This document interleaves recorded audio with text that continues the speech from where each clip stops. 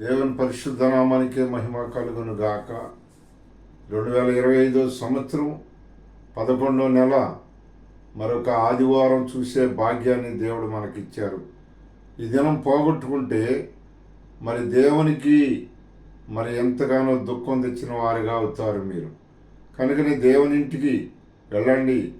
యేసుక్రీస్తు ప్రభువారు మాటలు వినండి.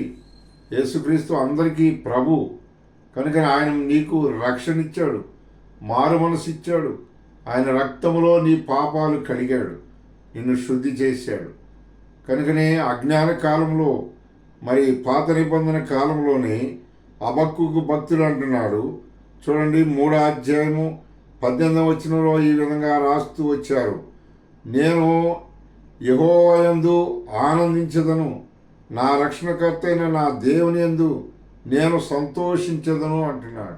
చూడండి, దేవాది దేవుడు ప్రభువైన యేసుక్రీస్తు వారి రక్తము పాత నిబంధన కాలంలో లేకపోయినా సరే వాళ్ళు విశ్వసించిన దాన్ని బట్టి, నడుచుకున్న దాన్ని బట్టి, వాళ్ళ ఆత్మీయతను బట్టి వాళ్ళు చెప్తున్నారు, నా రక్షణకర్త ఉన్నాడు.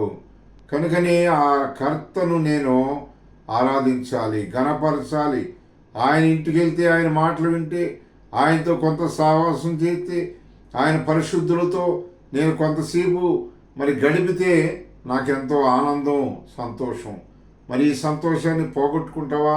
లేకపోతే ఈ దినం దేవుని మందిరానికి, చర్చికి వెళ్ళి దేవుని మాటలని ఆరాధిస్తావా?